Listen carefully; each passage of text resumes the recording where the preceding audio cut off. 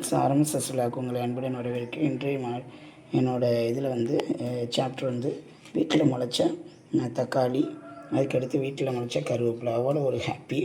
நம்மளே அறுவடை பண்ணி அதை வீட்டில் செய்யும்போது அவ்வளோ ஃப்ரெஷ்ஷாக இருக்குது, ஒரு ஹாப்பியாக இருக்குது. நம்மளோட உழைப்பு இதில் தெரியுது.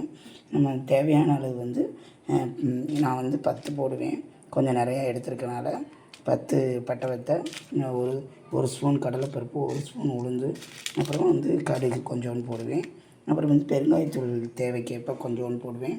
ஆனியன், கருவேப்பிலை கொஞ்சம் நல்லா 2 கைப்பிடி கூட போட்டுருவேன். இது நம்ம பிள்ளைகளுக்கு புகுத்தன்மை. கருவேப்பிலை அவ்வளோ கால்சியமே, முடி உதிர்வை தடுக்கும். அதனால் வீட்டில் முளைச்சது பாருங்கள். அப்புறம் இளம் தெளிகிற மேலே அப்படியே அவசரத்துக்கு உடைச்சிட்டு வந்துட்டேன். இங்கே பாருங்கள், இது போன வாரம் பறித்தது. இது புளி, அப்புறம் வெள்ளைப்பூடு, வீட்டில் முளைச்ச தக்காளி, அதுக்கடுத்து ஆனியன். இந்த முறைப்படி நல்லெண்ணெய் சேர்த்துக்கிறணும். நல்லெண்ணெய் ஊற்றி இப்போ ஒவ்வொரு பொருளாக நம்ம சேர்க்கணும். இப்போ நம்ம ஒவ்வொரு பொருளாக சேர்த்து இந்த கடுகு, கடலைப்பருப்பு, வெள்ளை உளுந்து. இதில் நீங்கள் என்கிட்ட இல்லை, இன்றைக்கி தீர்ந்துருச்சு. கருப்பு உளுந்து ஒழிச்சிக்கோங்க. வெள்ளை உளுந்து பதில் உடம்புக்கு நல்லது. அது கொள்ளு போடுங்க.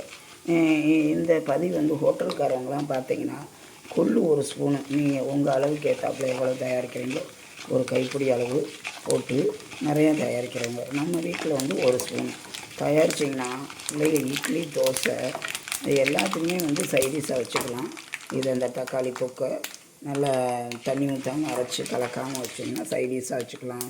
தயிர் சாதத்துக்கு, சாம்பார் சாதத்துக்கு எல்லாத்துக்குமே மேட்ச்சு. இது நிறைய சைடிஷாக நம்ம யூஸ் பண்ணிக்கலாம். இப்போ இது லைட்டாக ப்ரௌன் ஆயிடுச்சு. இப்போ என்ன பண்ணுறோம், பற்ற வச்சுக்கலாம். இப்போ வீட்டில் முளைச்ச கருவேப்பிலை எவ்வளோ ஃப்ரெஷ்ஷாக இருக்குது. எல்லாம் தள்ளி ஏன்னாப்பில் அடியில் இருக்கிறத பறிக்கிறேன் அவசரத்துக்கு. அது கருவேப்பிலை ஒடிச்சு விட்டாலும் நல்லா தலையுமா. அவ்வளோ கலர்ஃபுல்லாக இருக்குது பாருங்கள். நம்ம வெளியில் வாங்குகிற கருவேப்பிலைக்கும் இதுக்கும் அவ்வளோ டிஃப்ரெண்ட்டு. நம்ம வீட்டு முறைப்படி நம்ம ஆர்கானிக்காக உரங்கள் கொடுக்குறனால அவ்வளோ பச்சைன்னு இருக்கு பாருங்க. இதில் இந்த முறைப்படி எப்படி கீரைகள்லாம் நம்ம டிஃப்ரெண்ட்டாக சமைச்சு உள்ளுக்குள்ள அவங்களுக்கு கொடுக்குறோமோ சத்துள்ளதை ஒரு கைப்பிடி கருவேப்பிலை சேர்த்துருங்க. இது அவ்வளோ கால்சியம். இதெல்லாம் பயன்கள் கருவேப்பிலை பயன்கள்னாலே தனியாக நான் ஒரு பதிவு போடுறேன். இப்படி தான் எங்களுக்கு கருவேப்பிலை, கொத்தமல்லி. இன்றைக்கி கொத்தமல்லியை உள்ளுக்குள்ளே போடல. இன்றைக்கி கருவேப்பிலை மட்டும் அதிகமாக இருக்கிறனால கருவேப்பிலையை சாப்பாட்டுக்குள்ளே திணிக்கிறேன். இந்த முறைப்படி டேஸ்ட்டாக கொடுத்து அவங்க பேசாமல் சாப்பிட்டுக்குவாங்க. அவ்வளோ டேஸ்ட்டாக இருக்கும். இந்த பாதி வளங்களையும் பெருங்காயத்தூள் நல்ல ஒரு மணத்தை கொடுக்கும். கருவேப்பிலை இதோட நல்ல மனம். நல்லா வதங்கணும்.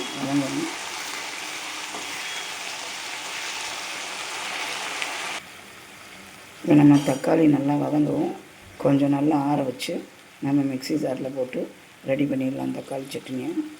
இப்போ வாங்க நல்லா ரெஸ்ட்டில் விட்டுறணும். நல்லா வதக்கி விட்டுட்டு இதில் அவ்வளவு கருவேப்பிலை அவ்வளவு சத்துக்கள் இருக்குது.